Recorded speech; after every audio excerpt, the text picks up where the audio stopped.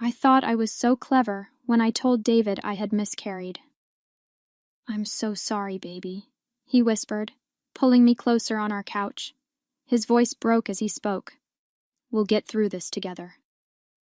I buried my face in his chest, letting out what I hoped sounded like grief-stricken sobs. The truth was, I was crying, but not for the reasons he thought. I was mourning the end of my 3-month affair with Marcus, my colleague who had just gotten back together with his ex-girlfriend. "The doctor said these things happen sometimes," I managed between fake tears. "There's nothing we could have done." David's hand stroked my hair gently. "We can try again when you're ready. There's no rush." The guilt was eating me alive, but I convinced myself this was better than the truth. Better than telling him I'd been sleeping with Marcus during our rough patch. Better than admitting I'd lied about being pregnant to buy myself time when I thought Marcus and I might have a future. "I love you so much," David said, his own tears falling onto my forehead. "I'm sorry you have to go through this pain." Pain. If only he knew the real source of my pain was sitting right here, comforting me for a loss that never existed. I'd thrown away a 3-month relationship with someone who never really loved me, and now I was manipulating my husband's grief to cover it up. "What do you need from me?" he asked. "How can I help you heal?" "Just hold me," I whispered, hating myself more with every word. "Just don't let go." He tightened his arms around me. Never. I'll never let go. But I already had. I'd let go of our marriage the moment I'd chosen Marcus over him. Now I was desperately trying to grab onto something that I'd already destroyed, hoping David would never find out how far I'd fallen. "We'll be okay," he murmured into my hair. "We'll get through this." I nodded against his chest, knowing that we wouldn't be okay if he ever discovered the truth. The lie felt like salvation in that moment, but deep down, I knew it was just delaying the inevitable. 6 months later, I thought I'd buried my secret forever. "You seem happier lately," Lisa said, watching me over her coffee cup at our usual cafe. "More like yourself." I forced a smile. "I'm healing. David's been so patient with me."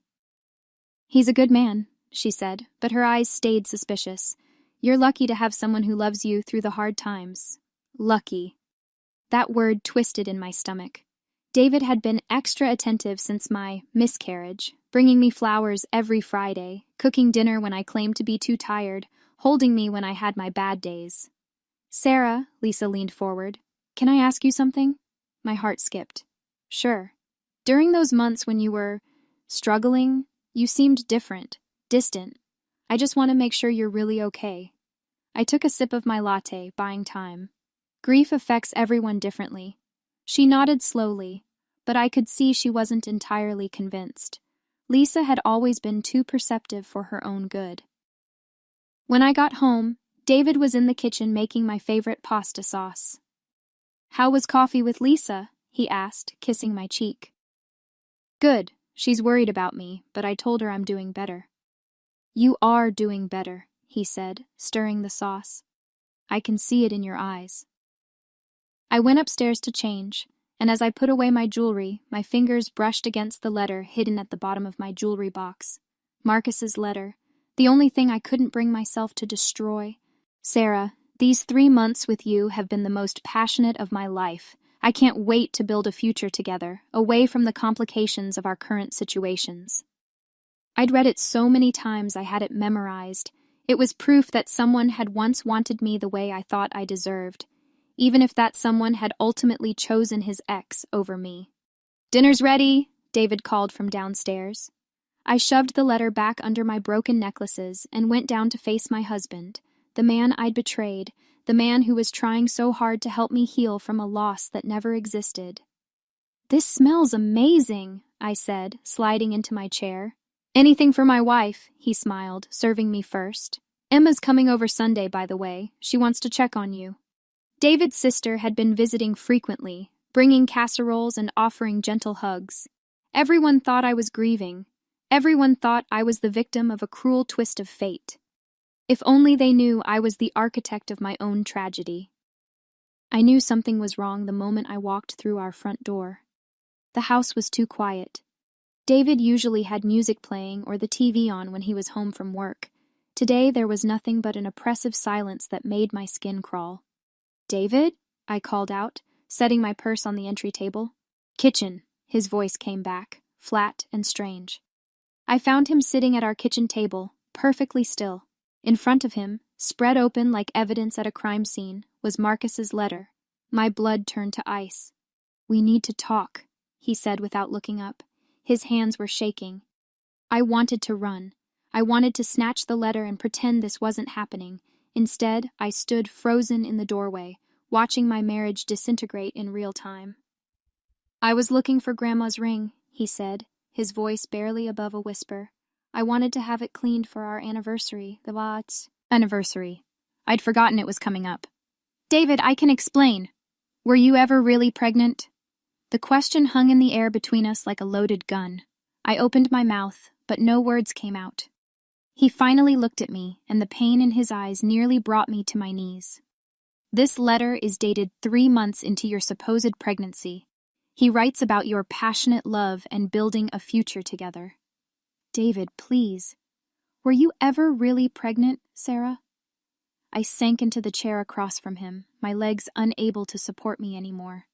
"No." The word fell from my lips like a stone into still water, sending ripples of devastation across his face. "So you lied. About being pregnant. About losing a baby. About everything." I nodded, unable to speak. "I held you while you cried," he said, his voice breaking. "I grieved with you. I blamed myself for not being supportive enough during your pregnancy. I've been walking on eggshells for 6 months, afraid to upset you because I thought you were healing from losing our child." "I'm sorry," I whispered. "Sorry?"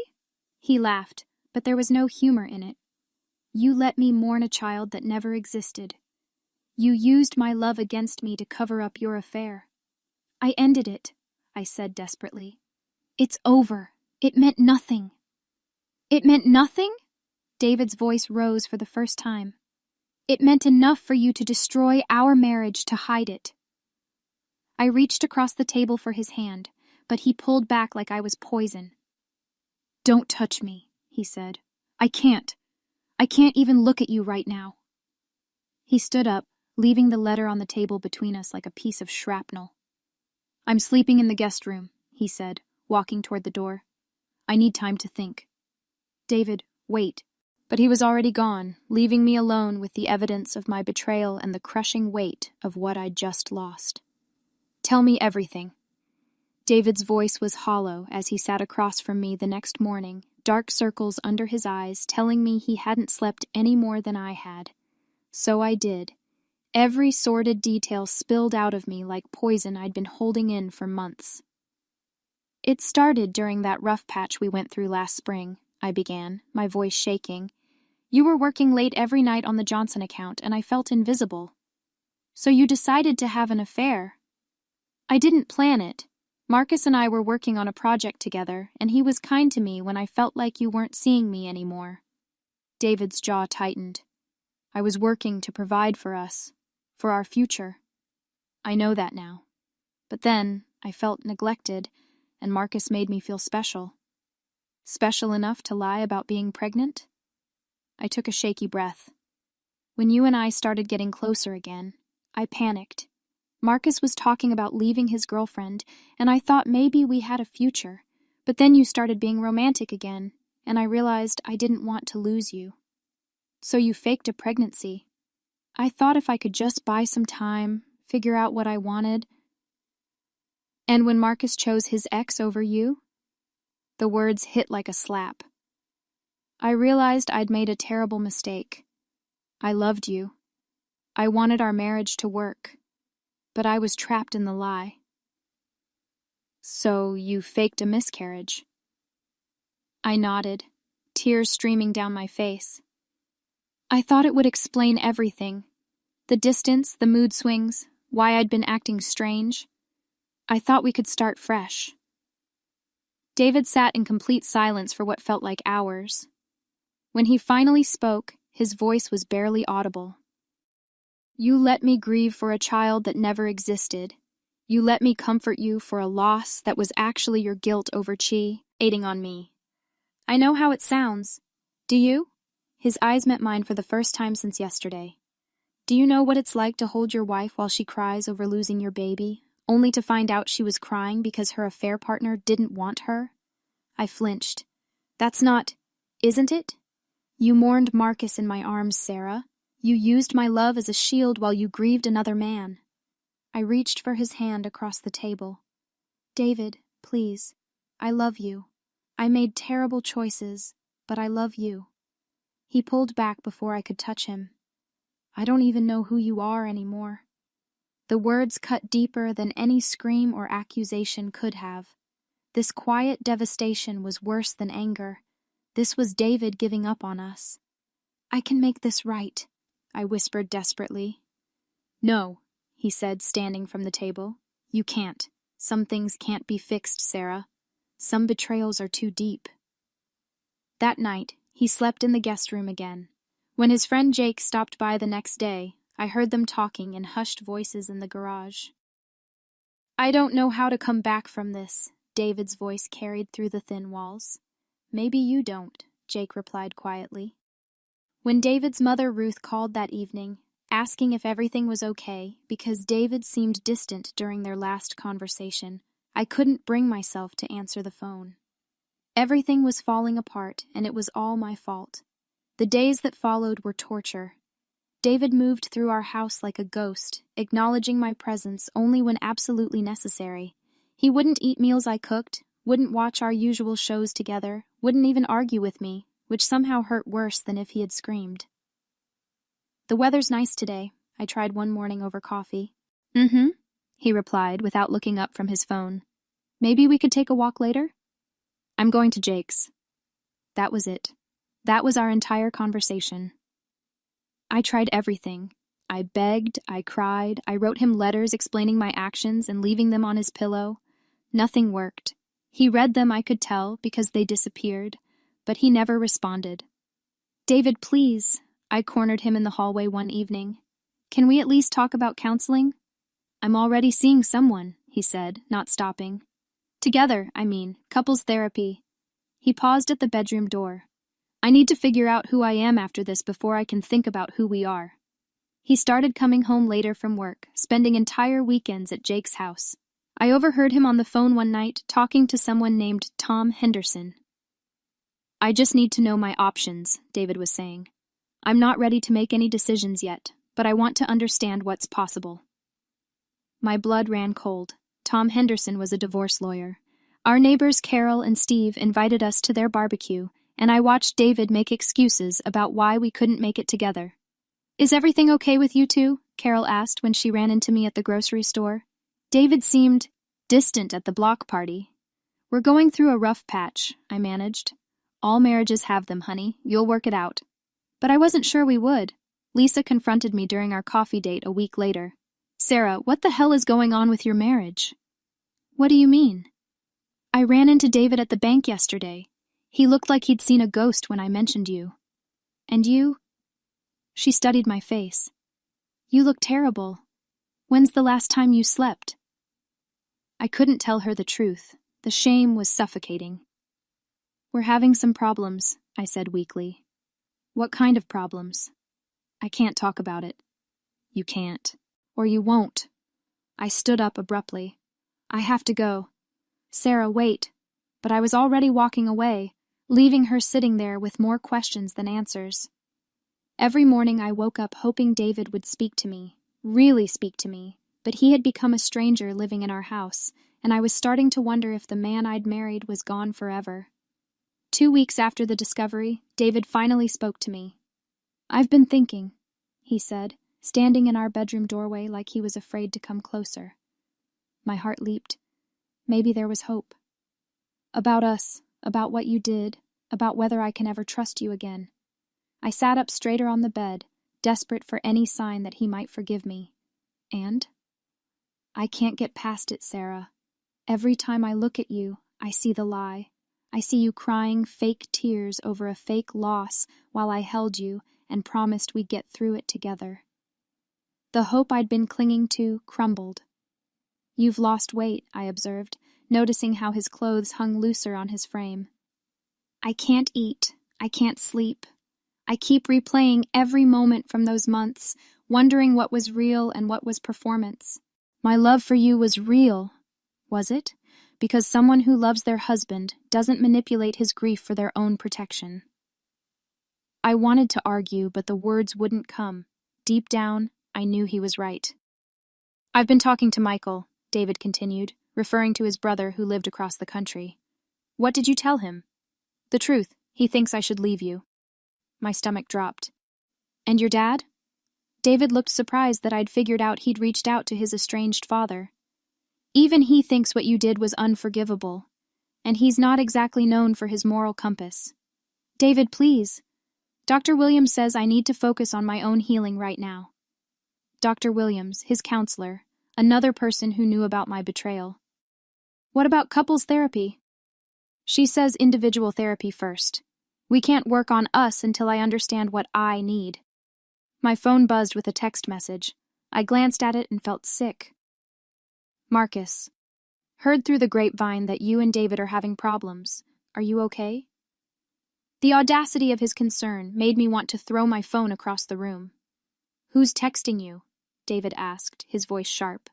I showed him the message, watching his face darken. "Unbelievable," he muttered. "The man who helped destroy our marriage wants to know if you're okay." I'm not responding. "Good. Because if I find out you're talking to him again..." David trailed off, shaking his head. "I don't know what I'd do." He turned to leave, then stopped. "Sarah?" "Yes?" "I loved you more than I've ever loved anyone. I would have done anything for you, forgiven you almost anything. But this..." He gestured helplessly. "This broke something in me that I don't think can be fixed." As he walked away, I realized I wasn't just losing my husband. I was losing the best man I'd ever known, and it was entirely my own fault. I did something I knew I'd regret. On Tuesday, I showed up at David's office during his lunch break. His coworker Amanda looked confused when I asked to see him. "He's in a meeting, but I can..." "It's an emergency," I lied. She led me to the conference room where David was reviewing contracts with 2 clients. The moment he saw me, his face went pale. "Sarah, what are you doing here?" "I need to talk to you," I said, not caring that his clients were staring. "Please, just 5 minutes." "I'm in the middle of..." "David, please!" My voice broke, and I started crying right there in front of everyone. "I'm losing you, and I don't know how to fix it. I can't live like this anymore. I can't live with you hating me." The silence in the room was deafening. David's clients looked uncomfortable, and Amanda shifted nervously by the door. "Sarah," David's voice was tight with embarrassment and anger, "this isn't the place." "Then where is the place?" I sobbed. "You won't talk to me at home. You won't answer my calls. You're shutting me out completely, and I'm drowning." "Gentlemen," David said to his clients, "I'm sorry, but we'll need to reschedule." After they left, David closed the conference room door and turned to me with fury in his eyes. "How dare you embarrass me at work," he said, his voice finally showing emotion, rage. "Haven't you done enough damage? I'm fighting for our marriage." "No, you're not. This isn't fighting for our marriage, Sarah. This is selfishness. You're not trying to make things right. You're trying to make yourself feel better." The truth of his words hit me like a physical blow. "You're right," I whispered. "I know I'm right. Just like I was right when I said you used my grief to protect yourself from the consequences of your choices." Amanda knocked on the door. "David, your 2 o'clock is here." "I'll be right there," he called, then looked at me with exhaustion in his eyes. "Go ho. Me, Sarah, and don't ever show up at my workplace again." That night, when David came home, he was angrier than I'd ever seen him. "My entire office knows our business now," he said, slamming his keys on the counter. "Amanda asked if everything was okay. My boss wanted to know if I needed time off to deal with family issues." "I'm sorry." "Stop saying you're sorry. Stop crying. Stop making this about your pain when you're the one who caused all of this." I flinched at his volume, but part of me was relieved to finally see emotion from him. "I just don't know what else to do," I said quietly. "Maybe that's the problem. Maybe there isn't anything you can do." That night, I called my sister Jenny, who lived in another state. "Jenny, I need to tell you something," I said when she answered. "What's wrong? You sound terrible." So I told her everything: the affair, the fake pregnancy, the miscarriage lie, David's discovery. When I finished, there was nothing but silence on the other end of the phone. "Jenny?" "I'm here," she said quietly. Sarah, what were you thinking?" "I wasn't thinking. I was scared and stupid, and how could you do that to David? He's one of the best men I know." Even my own sister couldn't understand what I'd done. "I know," I whispered. "I know I messed up everything." "Messed up? Sarah, you didn't mess up. You destroyed your marriage with lies and manipulation. There's a difference." The line went quiet again. "I have to go," Jenny said finally. "I need time to process this." After she hung up, I sat in our empty living room and realized I had officially become the villain in everyone's story, including my own. David served me with divorce papers on a Friday afternoon. I had been expecting it, but seeing our marriage reduced to legal documents still felt like a physical blow. The papers were neatly organized in a manila folder, sitting on our kitchen counter like a normal piece of mail. "Petition for dissolution of marriage," the header read in stark black letters. Sank into a chair, my hands shaking as I flipped through the pages. Everything was there: division of assets, spousal support, the works. David had been planning this for weeks. The house felt impossibly empty. I walked through it like a museum, noting all the missing pieces: his clothes from the closet, his books from the nightstand, his coffee mug from the kitchen cabinet. He'd taken everything while I was at work, like a ghost removing all traces of his existence. On the kitchen counter, next to the divorce papers, was a handwritten note. "Sarah, I wanted to love you through anything, but I can't love someone who would manipulate my grief for their own protection. I've taken only what I brought to the marriage. The house, car, and everything else are yours. I hope you find the help you need. David." It was the most he'd written to me since discovering the truth. I called his phone with shaking fingers. Straight to voicemail. "Hi, you've reached David. Leave a message." "David, it's me. I got the papers. Can we please talk about this? Please don't throw away 4 years of marriage without trying to work through this. I know I hurt you, but we can fix this. We can go to counseling, we can—" The voicemail cut me off. I drove to Jake's apartment, knowing that's where David was staying. I knocked on the door for 10 minutes before Jake finally answered. "Sarah, you can't be here. I need to see David. He doesn't want to see you. Jake, please. You know me. You know I'm not a bad person. I made mistakes, but I love him." Jake looked uncomfortable and sad. "I know you do, but love isn't enough sometimes. Can you at least tell him I want to try counseling, that I'll do whatever it takes?" "Sarah." Jake sighed heavily. "He can't even say your name without falling apart. Seeing you would destroy what little progress he's made." "Progress toward what?" "Toward not hatin' G himself for loving someone who could do what you did." The words hit me like a slap. I hadn't realized David was blaming himself too. I never wanted him to hate himself. But he does. He keeps asking what he did wrong, why he wasn't enough, how he missed the signs. You didn't just betray him, Sarah. You made him question everything about himself. I stared at Jake, finally understanding the full scope of what I'd done. "Tell him it wasn't his fault," I whispered. "I have. We all have. But you're the only one whose words would matter, and you're the one person he can't hear them from." I walked back to my car on unsteady legs, realizing I had become the villain in everyone's story, including my own. Alone in our house, now just my house, I was forced to confront what I'd become. "Tell me about the affair," Dr. Williams said during my first session with her. It felt strange being in the same office where David was trying to heal from what I'd done to him. I don't know where to start. Start with why. David and I were going through a rough patch. He was working late constantly, and I felt invisible. So you sought attention elsewhere. I didn't plan it. Marcus was just there. He listened to me, made me feel special. And when did you decide to fake the pregnancy? I winced at the direct question. When David and I started getting closer again, I panicked because I'd been with Marcus, but I realized I didn't want to lose my marriage. So you lied. I thought I could handle it, end things with Marcus, recommit to David, move forward. But Marcus ended things with you first. The words stung because they were true. Yes. How did that make you feel? Rejected, used, stupid. And that's when you faked the miscarriage. I was trapped in the lie about being pregnant. When Marcus chose his ex over me, I realized I'd risked everything for nothing. The fake miscarriage explained away my behavior and let me start fresh with David. Dr. Williams made notes quietly. Sarah, do you understand that what you did was emotional manipulation? I was scared. I'm not asking why you did it. I'm asking if you understand what it was. I took a shaky breath.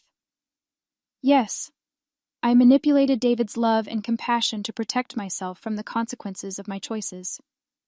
That's the first honest thing you've said since you walked in here. Through therapy, I met others who had made similar devastating mistakes. Rebecca had cheated on her husband with his best friend.